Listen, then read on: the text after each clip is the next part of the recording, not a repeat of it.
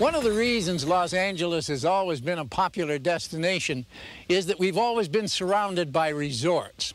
And this used to be one of them. This is a beautiful green valley, appropriately called Val Verde. We're actually a few miles from Magic Mountain. But you would assume that anybody could go to any of those resorts as long as they could afford it. But that's not exactly the way it was.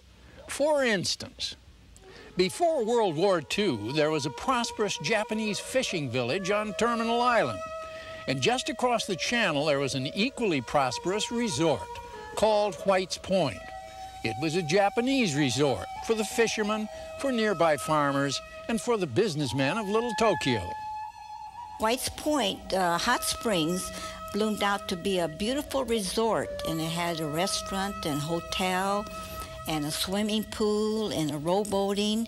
And the people that used to come all the way from Imperial Valley, way up north, or Fresno or whatever, and they felt right at home because it was a place called their own.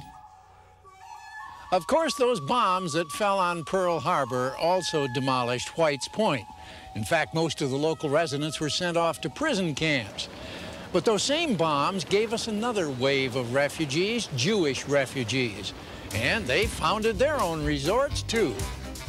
Well, as a kid, I remember we went to a resort called the Paradise, which may have been an overstatement, but it was in Ontario.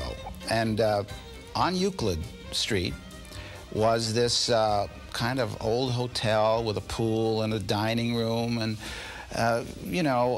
they played lawn, there was lawn bowling and whatever, and we went there every summer. So if these resorts were exclusive, you see, it wasn't exactly by choice. But oddly, one of the largest resorts and one of the most successful and one of the least known was the one that was right here in Val Verde. They had a rural country club surrounded by country homes that offered fresh air, fresh food, and most important, a fresh sense of freedom. To the black community of Los Angeles, Val Verde was more than just a resort. It was an escape. This represented a place where we felt free, a place where we felt relaxed, but most of all, where my father and his friends and his relatives could come. And I guess there was a sense of ownership, a sense of this is ours. You had to drive miles and miles and miles to get there. But we were so happy to have a place to go where we could be outside. When you came into the valley, it was sort of an exhilarating feeling. You felt for a while that you were on par with the rest of America. It was, without question, the Black Palm Springs.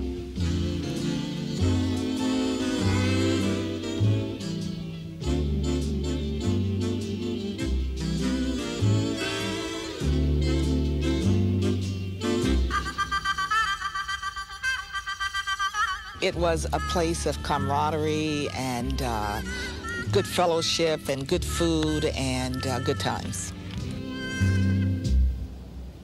When it was first developed in the 1920s, Val Verde was just a brown, barren hunk of land.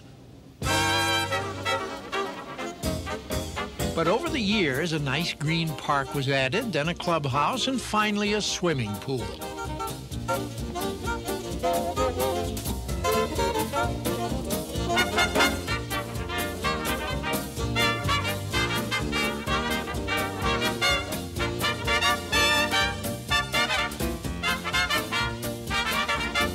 There weren't many blacks in Los Angeles then, and everybody knew everybody almost, And the people would cook and bring their specialties, the good old picnic food like stuffed eggs and fried chicken and potato salad and greens. And I remember the peach cobblers especially. Oh, they were so good.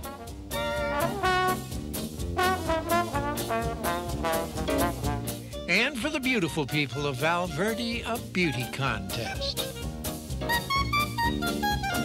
It was one of my first beauty contests, and I won. I was so shocked because there were girls who were much more beautiful than I was. And Eartha Kitt was one of the judges.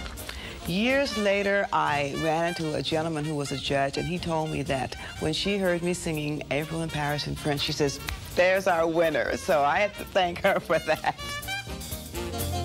As times began to change, Val Verde went from resort to residential. Though nicely integrated now, it's certainly not as rustic or charming as it used to be. Oh, sure, the old hotel is still there, a victim of the Northridge earthquake. So is the country store on Main Street, but something is missing. As one resident told me, it's the only black community which has turned white. So, at least, it has made history.